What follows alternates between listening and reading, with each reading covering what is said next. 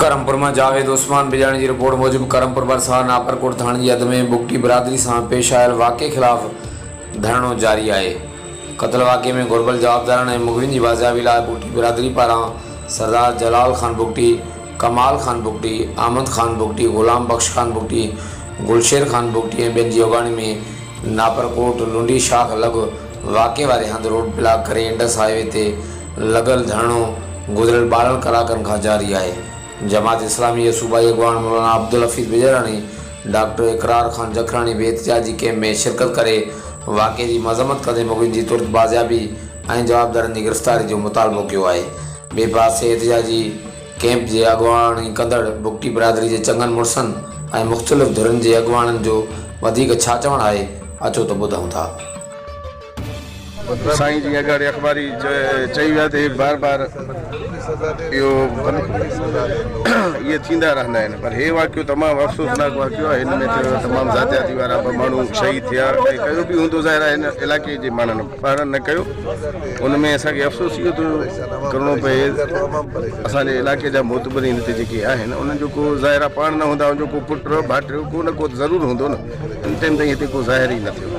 हे पाण मोतबर आहिनि, पंहिंजे इलाइक़े जा पंहिंजे क़ौमनि जा वॾा आहिनि, मतिलबु हिकिड़ो लड़ी अची करे 2 मिंट हिननि खां हाल वाल करण बि ॿियो न भला मोल असांखे मोटाए न ॾियनि, सहकार त कनि हा, बिल्कुलु हिते उहो शइ न आहे। असां पाण बि ॾिसूं था ऐं कंदा ई न, छो जो उहे हाणे इन शइ खां हथु धोईंदा कि बाबा असांजो कंहिंसां वजह वास्तो न आहे, पर हिननि जे ॻिची में आई आहे।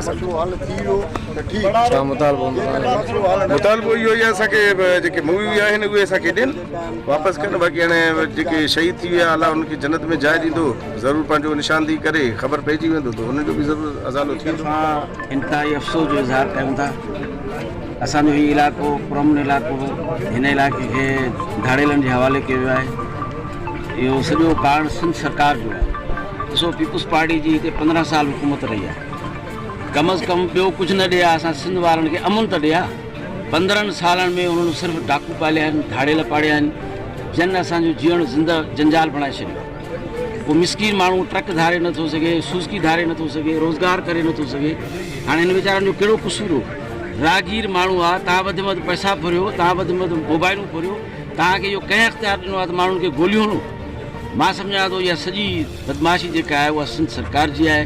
उनजे कानून लूज़ हुजण जे करे, कुझु न थियण जे करे बेशुमार वाक़िया थिया आहिनि। हिन ई कुझु अर्सो अॻु में हिते जेको आहे कश्मीर होसपुर जा माण्हू क़तल थिया आहिनि, तव्हां ॾिसो उनजा क़ातिल गिरफ़्तार थिया। जेकर उनजा क़ातिल गिरफ़्तार थियनि हा त अॼु बुगटी बिरादरी सां इहो वाक़ियो पेश न थिए। असां जमात इस्लामी तरफ़ां बुगटी बिरादरी जे ग़म में शरीक आहियूं ऐं उन सां भरपूर सहकार जो ऐलान कयूं था ऐं असां मुतालबो था कयूं त फौरी तौर ते मुलविस माण्हुनि खे गिरफ़्तार कयो वञे ऐं जेके हिन जा मुलवी आहिनि उनखे वापसि। ये एक अफसोसनाक वाक़या हुआ है सिंध में। काफ़ी अरसे से ये जो ख़ासतौर पे शिकारपुर से लेकर कंदकोट तक के हालात सही नहीं है, गवर्नमेंट भी दिलचस्पी नहीं ले रही है इस तरफ, उनका वो नहीं है। बाकी लोग बेचारे मजबूर हैं, दिन रात सफ़र जो करते हैं, कोई कारोबार कर रहा है, कोई ट्रक चला रहा है, कोई गाड़ियों में, ये सब उन्होंने तो अपना तो सफ़र जारी रखना होता है।